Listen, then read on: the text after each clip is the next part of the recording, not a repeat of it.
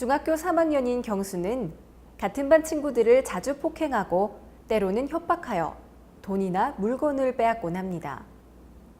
어느 날 쉬는 시간에 한 친구를 괴롭히다가 담임 선생님의 눈에 띄게 되었고 추궁을 당하게 되었다고 하는데요. 담임 선생님께서는 경수가 돈을 빼앗은 사실에 대해 알아보기 위해 개인 면담을 실시하고 반 아이들에게도 그런 전력이 있는지 조사했습니다. 그 결과 돈을 빼앗긴 아이가 학급 내에서뿐만 아니라 저학년 아이들에게도 있었으며 돈을 주지 않으면 날마다 돈을 달라고 협박하거나 이자를 올려받는 등 피해를 당한 아이들이 등교를 두려워한다는 사실이 밝혀졌다고 합니다. 담임 선생님께서는 보호자와 접촉을 시도했으나 전화 연결이 어려웠으며 결국 경수의 부모님이 별거 상태고 엄마가 야간에도 일을 하시는 상황이며 누나는 언어장애가 있어 사실상 가정 내에서 상호작용을 하거나 관심을 기울여주는 대상이 없으며 경제적으로 어려움을 겪고 있다는 사실을 알게 되었다고 합니다.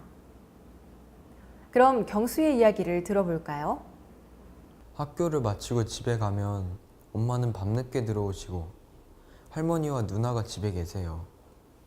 그런데 할머니는 말씀이 거의 없으시고 누나 역시 언어장애가 있어서 저랑 이야기하거나 놀아줄 수 있는 사람은 없어요. 가지고 싶은 장난감이 있었는데 엄마한테 몇 번이나 얘기했지만 엄마는 12월 생일이 되어서야 선물을 해주시겠다는 그 말만 할 뿐 더 이상 아무런 반응도 없어요. 친구들에 비해서 장난감도 부족하고 가진 것이 없다는 것이 늘 불편하고 집에서는 저한테 관심을 가져주는 사람이 없어서 저는 늘 외로워요. 이번에는 담임 선생님의 이야기를 한번 들어볼까요?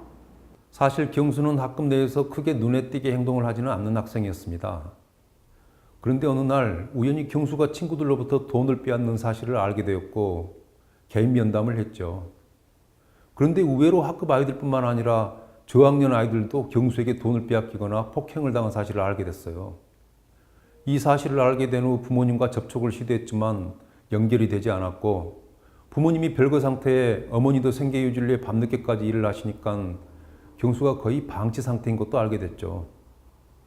경수 같은 아이는 좀 더 관심을 가져주면 여러 면에서 좋아질 것 같기도 한데 사실 제 입장에서 어떻게 대처해야 할지 막막합니다. 선생님께서는 경수처럼 금품 갈취를 하는 학생을 담당해 본 경험이 있으신가요? 만약 선생님께서 경수를 담당한다면 금품 갈취 상황이 발생했을 때 어떻게 대처하는 것이 좋을까요?